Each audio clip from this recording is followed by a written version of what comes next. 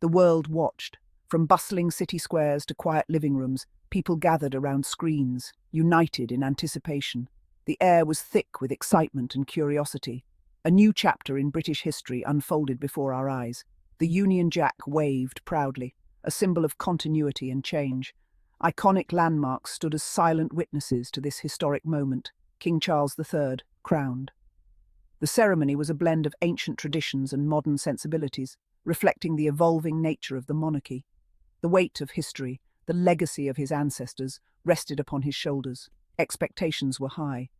Portraits of past monarchs seemed to watch over him, their silent gazes a reminder of the responsibilities he now bore. This wasn't just a ceremony, it was a symbolic moment, a transition, a glimpse into the future of the monarchy. The pageantry and rituals were more than mere formalities. They were a bridge between the past and the future. The Archbishop of Canterbury, in solemn tones, anointed the king. The sacred oil, a symbol of divine approval, marked the beginning of his reign. A hush fell over the congregation. The weight of the moment was palpable. A collective breath held in reverence and awe. This sacred act, steeped in tradition, connected Charles to centuries of monarchs. It was a reminder of the enduring nature of the monarchy, a lineage unbroken through the ages. He emerged not just as a king, but as a figurehead, a symbol of national identity and unity. His words, carefully chosen, resonated with a nation looking towards the future. The world held its breath. Every eye was on him, every ear tuned to his voice as he spoke of hope, resilience, and the promise of a new era. A new era had begun. The crowd erupted in celebration, their cheers a testament to the hope and optimism that filled the air. The future of the British monarchy, though uncertain, seemed bright and full of promise. Tradition comes at a price that is often hidden beneath layers of history and grandeur, a hefty price tag of £72 million. This staggering amount was not just a number, but a reflection of the nation's priorities.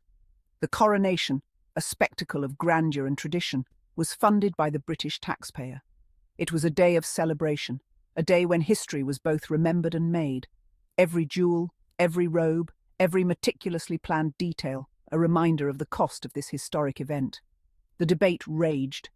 Was this opulence necessary? Was it a tribute to heritage or a burden on the present? Was it justified, this extravagant display of wealth in a time of economic hardship? Voices of dissent grew louder. The streets echoed with protests, and living rooms buzzed with heated discussions. Critics argued the money could have been better spent on public services, on struggling families, on education, on healthcare. The list was endless, and the needs were urgent. On a nation grappling with the rising cost of living, families were making tough choices, cutting back on essentials and wondering how to make ends meet. The coronation, they claimed, highlighted the stark disparity between the monarchy and the people it served. It was a day of contrasts, where the glitter of the crown jewels clashed with the struggles of everyday life. The debate was not just about money, but about values, about what kind of society Britain wanted to be. Tradition and modernity stood at a crossroads, and the nation watched, waited, and wondered. Across the United Kingdom, people watched and wondered. The coronation, broadcast on giant screens in public spaces, sparked conversations. Was it right, this lavish ceremony, while ordinary people struggled? Opinions were divided. Some felt a swell of pride, a sense of belonging, witnessing this historic event. Others questioned the relevance of the monarchy in modern Britain. The cost, the pageantry, it all seemed out of touch with the realities of everyday life. The coronation, intended to unite, had inadvertently exposed a growing divide. The coronation captivated a global audience. Millions tuned in, eager to witness the grandeur and tradition of the British monarchy. From the United States to Australia, from China to South Africa, the world watched. Reactions were mixed. Some marvelled at the spectacle, the sheer opulence and historical significance of the event. Others saw it as an outdated institution, a relic of a bygone era. The coronation, a global event, sparked a global conversation about the role of monarchy in the 21st century. The coronation wasn't just a celebration, it was a catalyst that ignited a wave of emotions across the nation. Streets were filled with jubilant crowds, waving British flags and revelling in the festive decorations that adorned public spaces.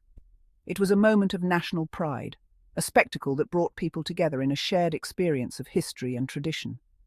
Yet, beneath the surface of this grand celebration, there was a simmering undercurrent of discontent, a catalyst for criticism, for debate, for calls for change. Protesters took to the streets, holding signs that demanded a re-evaluation of the monarchy's role in modern society. Public forums buzzed with heated debates, and the concerned faces in the crowd reflected a nation grappling with its identity and future. Graham Smith, CEO of Republic, an organisation advocating for the abolition of the monarchy, didn't mince words. He stood at the forefront of this movement, articulating the frustrations and aspirations of many.